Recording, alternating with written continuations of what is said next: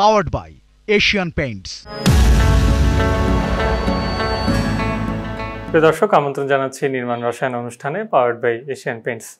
স্থাপত্য এবং নির্মাণ সংশ্লিষ্ট বিভিন্ন বিষয় নিয়ে আমাদের এই অনুষ্ঠান, যার মধ্যে বিশেষায়িত অনেক বিষয়ও অন্তর্ভুক্ত থাকে। তবে আমাদের আজকের আলোচনাটি আমরা একেবারেই সহজবোধ্য বিষয় নিয়ে করতে চেষ্টা করব। আমাদের আজকের আলোচ্য বিষয় মূলত বাড়ি তৈরির জানা অজানা, এবং এই বিষয়ে কথা বলতে আমাদের সঙ্গে রয়েছেন আমাদের আজকের অতিথি স্থপতি অধ্যাপক সুজাউল ইসলাম খান। স্যার, স্বাগত আপনাকে। অনেক ধন্যবাদ, আপনি সময় দিয়েছেন। আসলে খুব কঠিন কোনো বিষয় নিয়ে কথা বলতে চাই না স্যার, একটু সহজবোধ্য ব্যাপারেই সবার জন্যই কথা বলতে চাই আজকের পর্বে। এবং বিশেষ করে একটা বাড়ি তৈরির ক্ষেত্রে মানুষের নানান ধরনের ধ্যান ধারণা থাকে, অনুপ্রেরণা থাকে, ভুল ধারণাও থাকে। আবার কখনো কখনো কেউ ভাবেন যে একজন পেশাজীবী স্থপতি বা প্রকৌশলীর পরামর্শ নিতে গেলে সেখানেও হয়তো খরচ অনেকখানি বেড়ে যেতে পারে, এরকম বিভিন্ন বিষয়। তো সেক্ষেত্রে তিনি এক ধরনের দ্বিধাদ্বন্দ্বেও ভোগেন যে নিজেই কি নিজের বাড়িটি তৈরি করব কিনা, বা সেই বাড়ির আসলে পরিকল্পনা ঠিক কোন আঙ্গিকে হবে, কেমন হবে, এরকম অনেক বিষয় যেহেতু রয়েছে বাড়ি নির্মাণের সঙ্গে সংশ্লিষ্ট। তো প্রথমে একটু সহজভাবে যদি বলতেন যে একটা আদর্শ বাড়ি তৈরির প্রক্রিয়া আসলে কি? ধন্যবাদ তাসিফ। প্রথমে আমাদের কিছু কাজ করতে হবে, একটু খাতা কলম নিয়ে বসতে হবে। খাতা কলম নিয়ে বসে আপনার বাড়িতে কি কি হবে, আপনার প্রয়োজনগুলি কি, আপনার কয়টা বেডরুম, লিভিং, ডাইনিং, এগুলি তো আছে, কিন্তু এর বাইরেও কিন্তু একটা থাকে যে আপনি যদি নিজের বাড়ি তৈরি করেন তাহলে সেখানে শিশু বা বৃদ্ধ থাকবেন কিনা, বয়স্ক মানুষ থাকবেন কিনা, এটা একটু আমার কাছে মনে হয় বিশেষ যত্ন নিয়ে দেখা দরকার। তারপরে আপনার দেখার দরকার জমির ধরনটা কেমন, তারপরে আপনার ওভারঅল বাজেট কেমন। বাজেট এখন এটা অনেক ভ্যারি করতে পারে, অনেক রকমের নির্মাণ সামগ্রী এসছে, আপনি অনেক রকম খরচ একটা রেঞ্জ ঠিক করতে পারেন। তারপরে মনে হয় যেটা দরকার যে আপনি বাড়িটা করছেন কেন। হ্যাঁ, আপনার অনুপ্রেরণা নিজে থাকার জন্য না কমার্শিয়াল পারপাসে কেন করছেন, এটা একটু নিশ্চিত হওয়া দরকার। এবং আমার কাছে মনে হয় যে অ্যাক্টিভিটি কি, যেমন অনেকে আপনার বাড়িতে হইচই পার্টি বা ওরকম একটা ফ্ল্যামবয়েন্ট একটা লাইফস্টাইল লিড করেন। হ্যাঁ, অনেকে আবার একটু নিরিবিলি থাকতে পছন্দ করেন। তো এই জিনিসগুলো আসলে একটু খুব সূক্ষ্মভাবে চিন্তা করে নেওয়া দরকার আর কি। এবং তারপরে যে ব্যাপারটা আসবে যে আমরা যদি বাড়ি নির্মাণের প্রক্রিয়া যদি বলি, যে আপনি যখন ঠিক করবেন এই প্রয়োজনগুলি, তখন আপনি একটা রাফ একটা প্ল্যান করবেন, পেশাজীবীদের দিয়েও করবেন, নিজেরাও বসে করে ফেলতে পারেন, মিস্ত্রির সাথেও আলাপ করতে পারেন। যেটি করেন না কেন, মানে একজন স্থপতি হিসেবে, একজন মানুষ হিসেবে চাইবো যে সবাই যেন নিরাপদ একটা বাসা বানান। সেটার জন্য একটু কষ্ট করতে হবে আপনাকে। বাংলাদেশের এখন আমরা উঁচু শক্ত জায়গাগুলোর মাটি ফেলে বাড়ি তৈরি করা প্রায় শেষ। তো আমাদের দরকার হলো যে বাড়িটা যেন নিরাপদ থাকে, সেই জন্য আমরা একটা প্রকৌশলীর কাছে যাব। এবং এইখানে একজন ডিপ্লোমা প্রকৌশলীও 1.5 তলা 2 তলা 3 তলা পর্যন্ত বাড়ি তৈরি করতে পারেন। তার কাছে গেলে উনি আপনার সয়েল টেস্টের কথা বলবেন, মানে মাটিটা পরীক্ষা করা। এটা করতে বলছি এই কারণে যে বাংলাদেশে যেটা বললাম যে বড় বড় নদীর দেশ, নদীতে এক বছর হয়তো পলি এসেছে, আর এক বছর বালি এসেছে, আর এক বছর কাদা এসেছে। তো এখন আপনার ঠিক আপনার জমিতে কি অবস্থা, এইটা একটু দেখাটা খুব দরকার। ওইটা অনুযায়ী ডিজাইন করবেন, প্রকৌশলী ডিজাইন করবেন। এবং সেখানে আপনার যদি মাটি ভালো হয় তাহলে আপনার খরচ একটু কম হবে, আর মাটি যদি খারাপ হয় তাহলে একটু খরচ বেশি হবে। বাট একটা জিনিস হচ্ছে যে আপনি নিরাপদে থাকবেন, এইটাকে আপনার নিশ্চিত করতে হবে। কারণ বাড়িটা কিন্তু আপনার বিশাল বিনিয়োগ, বাড়ি করাটা একটা খুব অল্প টাকার ব্যাপার না, আসলে এটা এক্সপেন্সিভ একটা ব্যাপার। তো এরপরে আপনি যখন প্ল্যানটা করবেন তখন দেখবেন যে বাসার সবখানে আলো বাতাস আছে কিনা, এইটা নিশ্চিত করাটা খুব জরুরি। এবং আলো বাতাস শুধু আপনার জানালা, একটা ঘরে একটা জানালা দিলেন ভাবলেন যে আমার কাজ হয়ে গেল, সেটা না। আমাদের দরকার হলো ক্রস ভেন্টিলেশন। বলে ক্রস ভেন্টিলেশনটা কি? এটা হচ্ছে যে একদিক দিয়ে বাতাস ঢুকে আরেক দিক দিয়ে বের হবে, এক জানালা দিয়ে বাতাস ঢুকে আরেক পাশের জানালা দিয়ে বের হবে। এইটা নিশ্চিত করাটা খুব জরুরি, কারণ এটার সাথে আপনার স্বাস্থ্য জড়িত।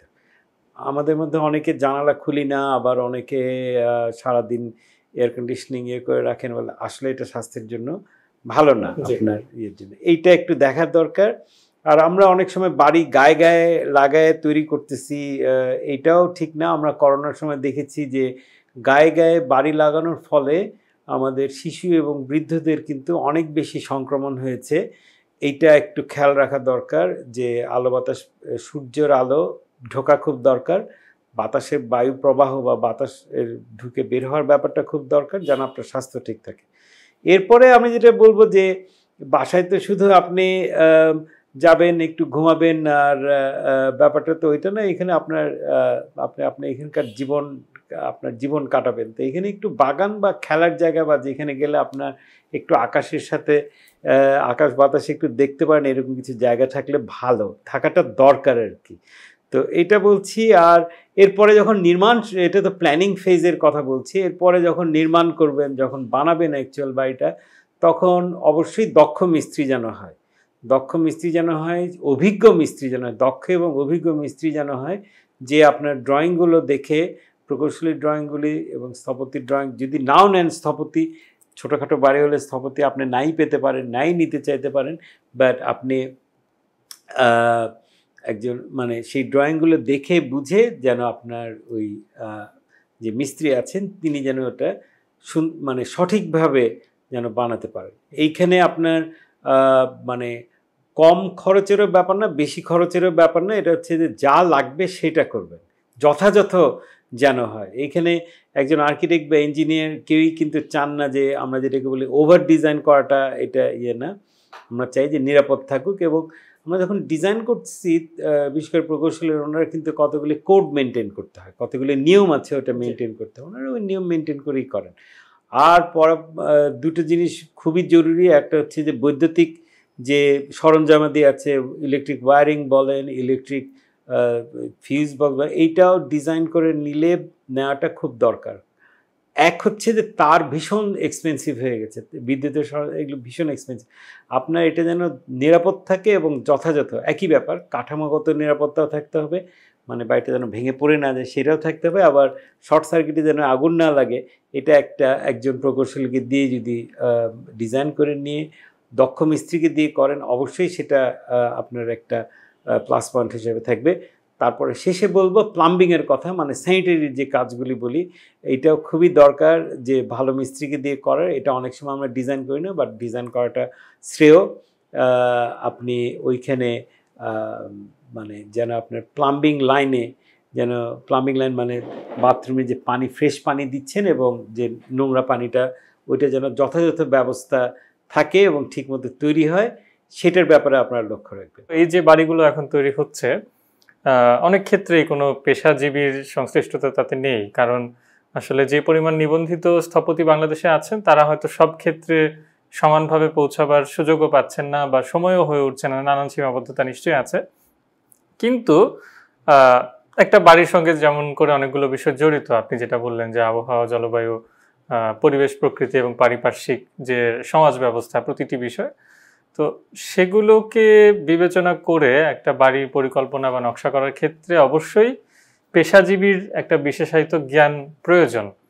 তো সাধারণ মানুষের পক্ষে যখন সেই জ্ঞানটা আসলে কারোর কাছ থেকে নেওয়া সম্ভব হবে না, সেক্ষেত্রে তিনি যখন তার বাড়িটা নিজেই করার সিদ্ধান্ত নেবেন, তখন তার আসলে কি ভাবা উচিত বা সহজভাবে কি মাথায় রেখে এগুলো পরে অন্তত কিছুটা হলেও তিনি একটা ভালো বাড়ি তৈরি করতে পারবেন?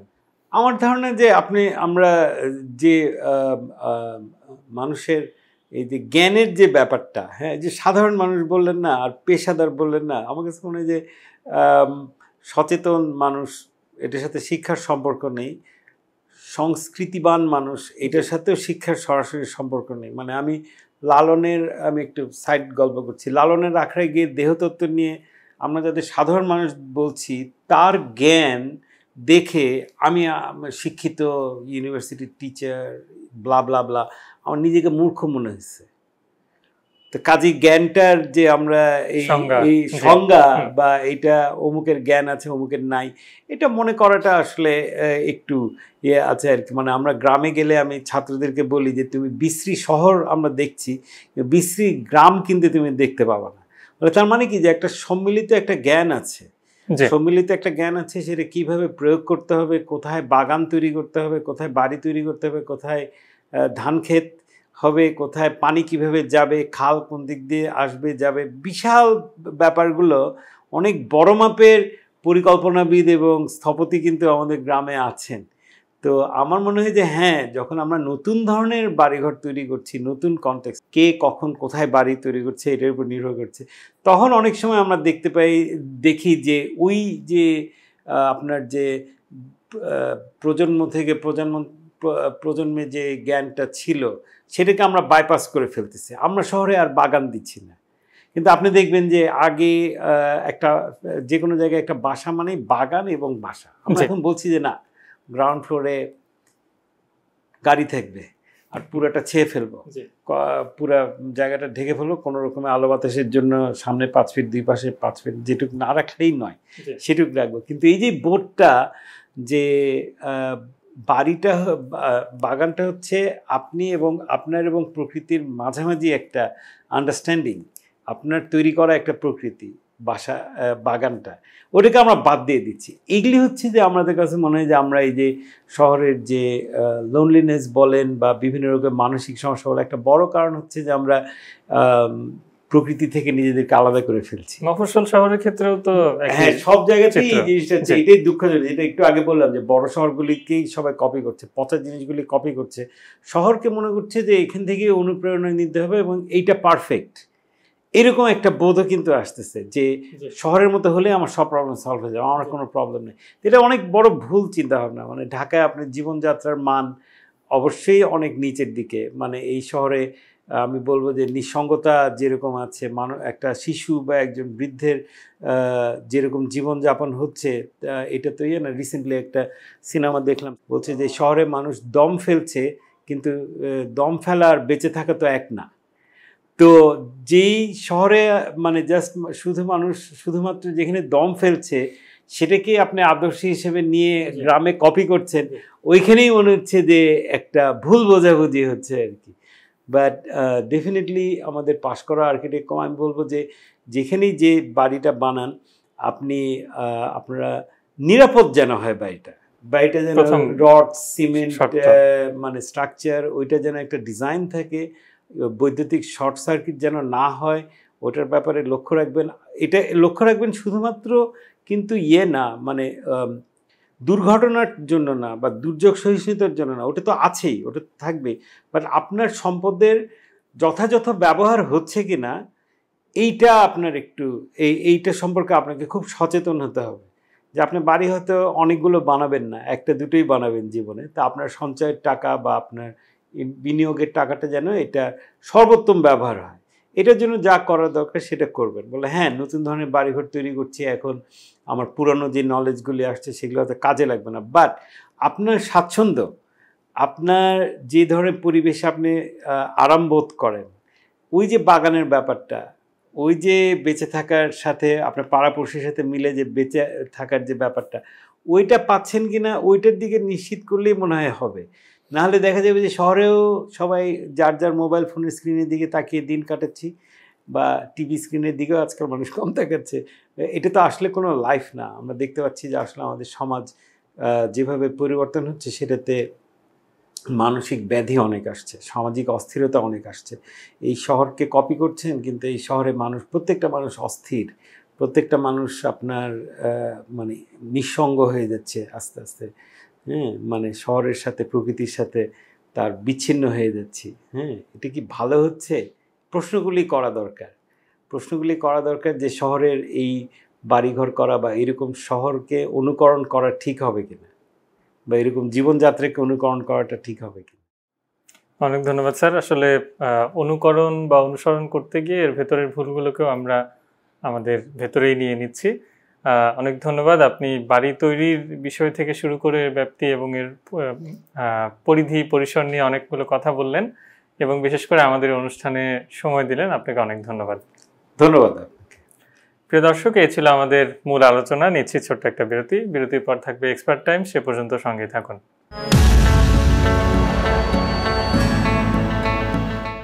Powered by Asian Paints. প্রিয় দর্শক, বিরতির পর নির্মাণ রসায়ন অনুষ্ঠানে আরও একবার স্বাগত জানাচ্ছি। এবারে থাকছে এক্সপার্ট টাইম। সবাইকে স্বাগত জানাচ্ছি আজকের এশিয়ান পেইন্টস এক্সপার্ট টাইমে। আজকে আমাদের সাথে আছেন আর্কিটেক্ট তপন কান্তি সরকার। কেমন আছেন? ভালো আছি। আপনার 15 বছরের বেশি এক্সপিরিয়েন্স, এই এক্সপিরিয়েন্সটা জুড়ে আসলে আপনি কোন ধরনের কাজ করেছেন এবং কোনটা আপনার কমফোর্ট জোন কাজের ক্ষেত্রে? 2009-এ বুয়েট থেকে পাশ করে বের হওয়ার পরে 5 বছর জব করেছি আমি, এবং 2014-তে আমি আমার নিজের ফার্ম 3 পয়েন্টস কনসালটেন্ট প্রতিষ্ঠা করি। এই 11 বছরে আমরা রেসিডেন্সিয়াল প্রজেক্ট সাথে পাশাপাশি কমার্শিয়াল, ইন্ডাস্ট্রিয়াল, এমনকি রিলিজিয়াস প্রজেক্টসও আমরা করেছি। আপনার রিসেন্ট করা একটা কাজ, যেটা চিটাগং একটা বেশ নামকরা একটা মসজিদ যেটা বাঁশখালীতে, এটা বেশ কিছু অ্যাওয়ার্ড পেয়েছে দেখলাম। এই প্রজেক্টটা করার ক্ষেত্রে আসলে ইমোশনাল কি ব্যাপারগুলো ছিল, বা যাদের জন্য প্রজেক্টটা ডিজাইন করেছেন সেই ক্ষেত্রে কি কি ব্যাপার আপনি মাথায় রেখেছিলেন? ভিজিট করার জন্য প্রথম আমরা যখন ওই গ্রামে যাই তখন আসলে গিয়ে দেখেছি এখানে অলরেডি একটা সিঙ্গেল স্টোরি একটা মস্ক আছে, এবং সেটা প্রায় 35 বছরের পুরনো ছিল। তো আমাদের প্রথমে যে চিন্তাটা ছিল যে এই প্রজেক্টটা আমরা কোনোভাবেই এনক্লোজড করব না বা ইন্ট্রোভার্ট কোনো প্রজেক্ট করব না, এই প্রজেক্টটা হবে নেচারের সাথে ওপেন। ফাউন্ডেশন থেকে শুরু করে যখন আমরা আসলে সুপারস্ট্রাকচার করেছি, প্রতিটা ক্ষেত্রে আমাদের মাথায় একটা বিষয় ছিল, সেটা হচ্ছে স্যালানিটির বিষয়টা, এটা কিভাবে আমি কন্ট্রোল করব। যে কারণে প্রতিটা স্টেজে আমরা অত্যন্ত যত্ন সহকারে অ্যান্টিসল্ট যে কেমিক্যাল, সেটা প্রত্যেকটা ক্ষেত্রে আমরা ব্যবহারকে এনশিওর করেছি। তার পরবর্তীতে যখন আসলে পেইন্টের ব্যাপারটা আসছে, তখনও আমাদের মাথায় ছিল যে আসলে এখানে পেইন্টটা কী ধরনের হওয়া উচিত। সেখানে আমরা চেষ্টা করেছি আলটিমা প্রোটেক্ট শাইন যে পেইন্টটা আছে সেইটা এখানে ইউজ করার, এবং এটা বেশ যত্ন সহকারে এখানে এটা ব্যবহার করা হয়েছে। বেশ কতগুলো অ্যাওয়ার্ড এটা পেয়েছে। এটা আমাদের জন্য খুব আনন্দের এবং একটু গর্বেরও বিষয় যে আমাদের বাংলাদেশের যে হাইয়েস্ট অ্যাওয়ার্ড, যেটা আইবি অ্যাওয়ার্ড, এটা আমরা 2023-এ পেয়েছি। কিন্তু এছাড়াও আমাদের 2024-এ কমনওয়েলথ অ্যাসোসিয়েশন অফ আর্কিটেক্টস, যেটা আমরা সংক্ষেপে বলি সিএ অ্যাওয়ার্ড, ওটাতেও আমরা সোশ্যাল ইম্প্যাক্ট অ্যাওয়ার্ড পেয়েছি, এবং তারও আগে 2022-এ আরও বেশ কয়েকটি আন্তর্জাতিক স্বীকৃতি এই প্রজেক্টটি লাভ করেছে, এবং তার মধ্যে অন্যতম হচ্ছে অপেল অ্যাওয়ার্ড এবং আর্কিটেকচার মাস্টার প্রাইজ। এটা সত্যি বাংলাদেশের জন্য এবং বাংলাদেশি হিসাবে আমার প্রাউড ফিল হচ্ছে, একটা ইমোশনাল প্রজেক্ট এতগুলো অ্যাচিভমেন্ট করেছে। ওয়েট এরিয়া একটা জায়গা থাকে, যেটা হচ্ছে দেখা যাচ্ছে যে ওয়াশরুমের অপোজিটের ওয়াল, বা দেখা যাচ্ছে যে আমার বারান্দা থেকে যে ওয়ালটা আসতেছে সেখান থেকে দেখা যাচ্ছে ড্যাম বা পানি সবার আগে বিল্ডিংয়ের মধ্যে দেখা যায়। এই জায়গাটার জন্য সলিউশন, যেহেতু কেমিক্যালের কথা বললেনই, কোন ধরনের সলিউশন অ্যাকচুয়ালি আমরা সাজেস্ট করতে পারি? ওয়াশরুমের ক্ষেত্রে যদি স্পেসিফিকলি বলি, তাহলে আমরা যেটা চিন্তা করি যে সেখানে ওয়াটারপ্রুফ সলিউশন হিসাবে বা ড্যামপ্রুফ সলিউশন হিসাবে সিমেন্টেসিয়াস কোটিং নামে একটা প্রোডাক্ট আছে। সেই প্রোডাক্টটা কিন্তু একটা ভালো সলিউশন, এবং এটা এখন বেশ একটা মানে আপ টু ডেট সলিউশনই আমি বলবো, বা আপগ্রেডেশন হয়েছে এই যে যতগুলো প্রোডাক্ট এই ক্ষেত্রে আছে। এটা আমরা এখন অনেককে সাজেস্ট করছি যে এই প্রোডাক্টটা ব্যবহার করেন। বেসমেন্টের কথা চিন্তা করি, তখন আবার আমাদেরকে কিছু মেমব্রেন আমরা সাজেস্ট করি। এপিপি মেমব্রেন আছে বা এসবিএস আছে, বাট বেসমেন্টের ক্ষেত্রে আমরা বলবো আপনারা অবশ্যই এসবিএসটাকে আমরা প্রায়োরিটি দিই রাদার দেন এপিপি। রুফের ক্ষেত্রে তো ধরেন এখন অনেক ভার্সেটাইল কাজ হচ্ছে, রুফ গার্ডেন কিন্তু এখন অনেক পপুলার। রুফ গার্ডেনিংয়ের ক্ষেত্রে বেশ কিছু লেয়ারিং মেনটেন করতে হয়। সেটার ক্ষেত্রে ড্যাম ব্লক 2K নামে একটা প্রোডাক্ট আছে, সেটা ব্যবহার করা যেতে পারে, যেটা একাধারে ড্যাম প্রুফ এবং অ্যান্টিসল দুইটা কাজেই কিন্তু সে করে দিচ্ছে। ছাদটা আমাদের খুব কাছে, কিন্তু টপ ফ্লোরে যারা থাকে তারা আসলে খুব একটা আনন্দের সাথে থাকতে পারছে না। অনেক বেশি প্রবলেম তারা ফেস করে, যে অনেক বেশি গরম লাগছে। এই জায়গাটাতে আপনারা কি কোনো টেকনিক্যাল সলিউশন বলতে পারেন? আগে কি হতো, যেটা জল ছাদের একটা ব্যাপার ছিল, কিন্তু জল ছাদের বিষয়টা তো এখন খুব একটা প্রচলিত না, যেহেতু এখন নতুন নতুন অনেক টেকনোলজি আসছে। ড্যাম প্রুফ ফাইবার টেক এই প্রোডাক্টটা কিন্তু একাধারে আপনি মানে ছাদে যখন আপনি ইউজ করবেন, এটা আচ্ছা অনেকটা ইলাস্টিক প্রপার্টির মতো, কারণ যখন এটা হিট সে নেয়, যে বেশিরভাগ অংশটা কিন্তু সে রিফ্লেক্ট করে, যেখানে খুব অল্প পরিমাণেই কিন্তু আসলে এটা ভিতরে প্রবেশ করে। সেই কারণে কী হয়, তো ইমিডিয়েট যে নিচের ফ্লোরটা থাকে সেটা কিন্তু কম্পারেটিভলি কুল থাকে। আপনারা আসলে ইন্টেরিয়র কাজও করেন, রঙের খেলাটা কেমন হয়? ছোট জায়গাকে বড় করে দেখাতে গেলে কোন ধরনের রঙের সাজেশন, কি ধরনের সাজেশন আপনারা দিয়ে থাকেন? আর্কিটেক্ট হিসেবে আমার কাছে অবশ্যই একটা প্রায়োরিটির বিষয় হচ্ছে সানলাইট। তো আপনার বাসায় সানলাইটের উপর নির্ভর করে আমরা কালারের বিষয়টাকে এনশিওর করার চেষ্টা করি। পাশাপাশি এখন যেহেতু অনেক ধরনের লাইটিং সলিউশন আসছে আর্টিফিশিয়াল, সেসব ক্ষেত্রে আমরা চেষ্টা করি যে ক্লায়েন্টের পছন্দের কালারটা কি, সেটা যদি আমরা দেখি যে এই কালারটা আসলে ওই স্পেসিফিক রুমটার জন্য ফিজিবল কিংবা ধরেন ভালো লাগবে এবং তার রুমটাকে একটু বড় দেখাবে, খুব একটা কনজেস্টেড করবে না, সেই চেষ্টাগুলো আমরা করি এবং আসলে ট্রায়াল এরর করে দেখি আসলে কোন ধরনের প্রোডাক্টটা এখানে বেস্ট সুইট করবে। থ্যাংক ইউ সো মাচ, আপনার এত ব্যস্ততার মধ্যে আপনি আমাদেরকে সময় দিলেন। ধন্যবাদ আপনাদেরকে। দর্শক, আজকে আমরা ইন ডিটেইলে জানলাম আসলে অনেকগুলো ব্যাপার নিয়ে, ছাদের সলিউশন থেকে শুরু করে আমাদের ওয়াশরুমের জন্য বা নোনা প্রতিরোধী কী কী প্রোডাক্ট আমরা ইউজ করতে পারি এবং ইন্টেরিয়রের ক্ষেত্রে আমরা কোন কোন ধরনের রং কোন পজিশনে ইউজ করতে পারি। আশা রাখছি এই ডিসকাশনটা আপনাদের ডিসিশন মেকিংয়ে হেল্প করবে।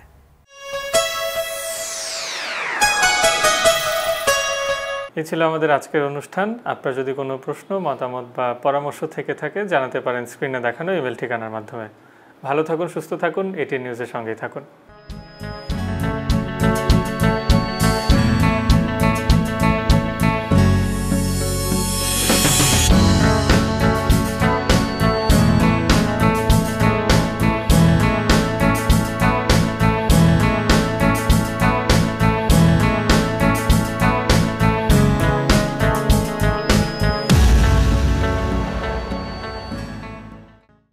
Powered by Asian Paints.